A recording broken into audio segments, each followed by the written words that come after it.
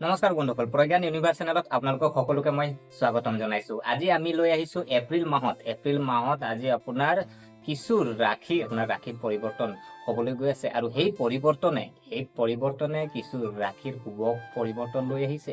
গতিকে সেই শুভ পৰিৱৰ্তন আপোনাৰ ৰাশিটো লৈ আহিছে নেকি?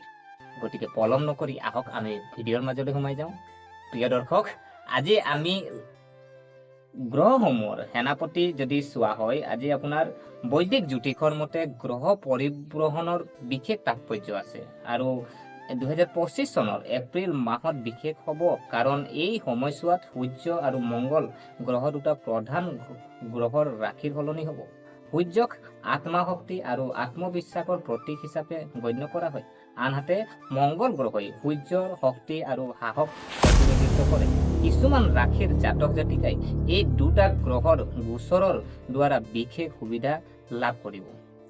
গ্ৰহসমূহৰ সেনাপতি মংগল গ্ৰহই 2025 চনৰ 3 এপ্ৰিলত কৰ্কট ৰাশিত প্ৰৱেশ কৰিব আৰু 2025 চনৰ 6 জুনলৈকে এই ৰাশিত থাকিব।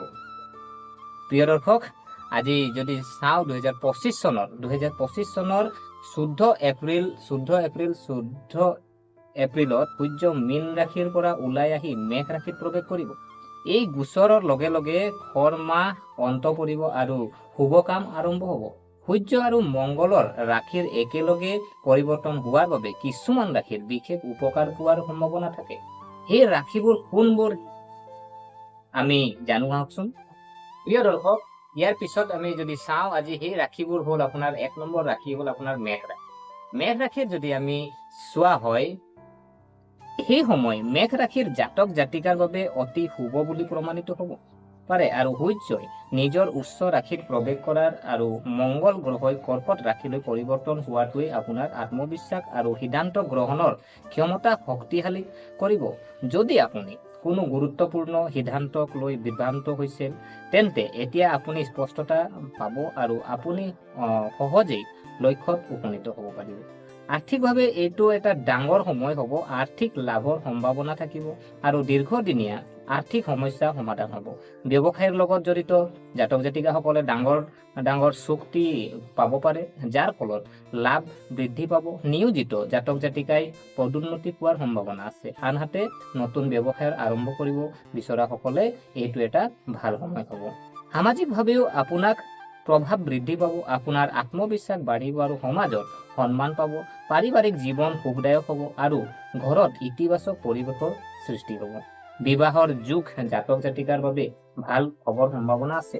এই সময়ছোৱাত নতুন বাহন বা সম্পত্তিও ক্ৰয় কৰিব পাৰিব।